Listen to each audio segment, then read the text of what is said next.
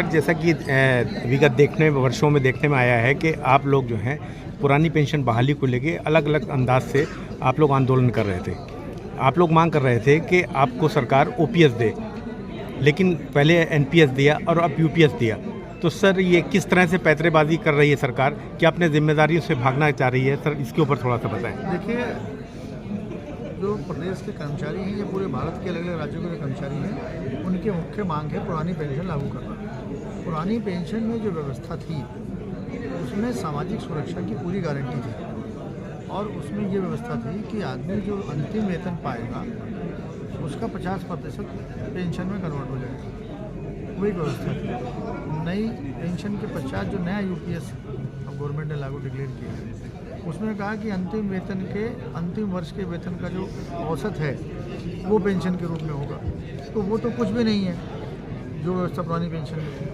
दूसरी बात, जो पेंशनरी सर्विस है, पेंशनरी सर्विस का भी दायरा इसमें चेंज कर दिया गया है, तो उससे भी हम लोग सहमत नहीं हैं। तीसरी बात यह है कि सबसे जो मुख्य बात है कर्मचारियों की सामाजिक सुरक्षा का इसमें बिल्कुल ध्यान नहीं रखा गया है, और जो व्यवस्था एनपीएस में थी वही व्यवस्था यूपीएस में कर दी गई है कि वो पैसा प्राइवेट शेयर मार्केट के हाथ में रहेगा, उसका नियंत्रण उनके पास रहेगा। तो अगर हमारे पेंशन का नियंत्रण उनके पास है तो इसका मतलब हमारी पेंशन मार्केट फोर्सेस पे डिपेंड करती है, और मार्केट में जैसे आपने कल देखा कि 1000 अंक नीचे शेयर मार्केट चला गया, तो और तमाम लोगों का पैसा डूब गया।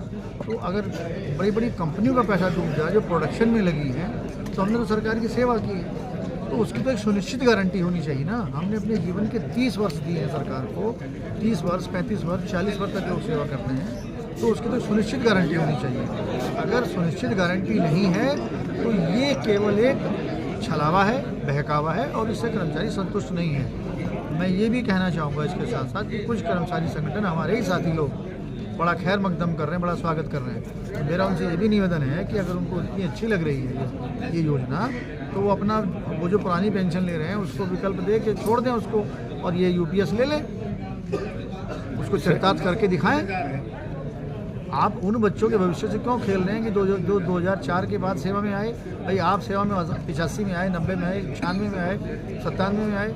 मैं खुद भी पुरानी पेंशन से आच्छादित हूँ, मुझे नई पेंशन से कोई मतलब वास्ता नहीं है, परंतु मैं ये समझ रहा हूँ, या हम लोग ये समझ रहे हैं कि भाई जो बच्चे आ रहे हैं कड़ी प्रतियोगिता के बाद सेवाओं में आ रहे हैं, तो क्या उनको इतना भी अधिकार नहीं प्राप्त होना चाहिए सामाजिक सुरक्षा के दायरे से कि वो नई पुरानी पेंशन के हकदार हों?